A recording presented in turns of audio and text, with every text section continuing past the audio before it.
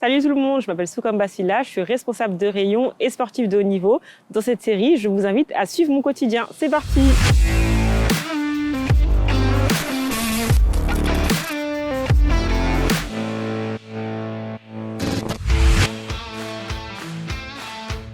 Alors moi, je suis licenciée au Stade Lavallois et mon club paye une structure d'entraînement. Donc c'est le Pôle France qui est à Nantes et qui me permet de m'entraîner avec d'autres athlètes de haut niveau. Donc moi, dans mon groupe, on est 8 athlètes sportifs de haut niveau. Ma carrière sportive, c'est un peu une deuxième activité professionnelle. Je m'entraîne 9 fois par semaine. Donc souvent, c'est des entraînements qui vont de 1 heure au minimum à 2 heures, voire 2h30. Une semaine type d'entraînement, c'est 2 entraînements le lundi, 2 entraînements le mercredi, 2 entraînements le vendredi. Et sinon, tout le reste de jours, à part le dimanche, c'est un entraînement, souvent le matin. Donc mardi, jeudi et samedi. Il y a plusieurs types d'entraînement. On va avoir de la vitesse, de la musculation, du travail aérobie, de la préparation physique générale. Et on ajoute à tout cela donc, les séances de kiné. J'en ai environ 2 ou 3 par semaine. La réathlétisation s'il y a besoin. Les rendez-vous chez les diététiciens et une séance de psy ou de préparation mentale. Le sport de haut niveau, c'est quelque chose qui est très exigeant. C'est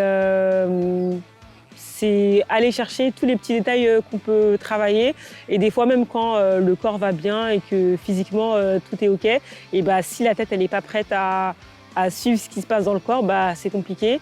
Et la prépa mentale, entre guillemets, ça permet de matcher les deux, ça permet de faire coïncider la tête avec le corps. Pas forcément parce que c'est ce que j'aime.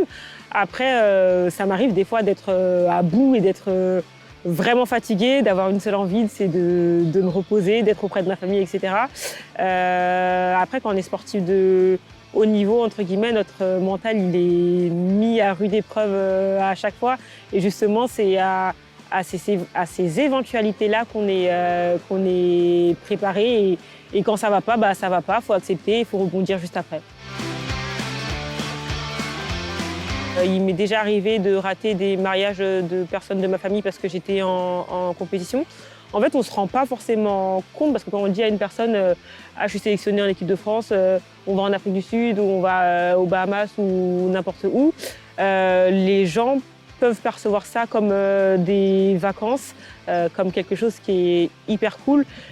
C'est cool, c'est très cool et j'enlèverais ça pour rien au monde, mais ça reste quand même une activité professionnelle et quand on est là-bas, on n'est pas là-bas pour visiter. On a très peu de temps pour pouvoir faire des choses qu'on aurait fait quand on est chez nous ou quand on est en France. Et souvent, quand on part pour la préparation, c'est de la préparation qui est assez intensive. Donc même si c'est super cool, ça nous a demandé beaucoup d'efforts, de temps, de sacrifices, de larmes, de vomi, etc. Et quand on est là-bas, c'est pas pour... on profite, mais c'est pas le but du voyage en tout cas.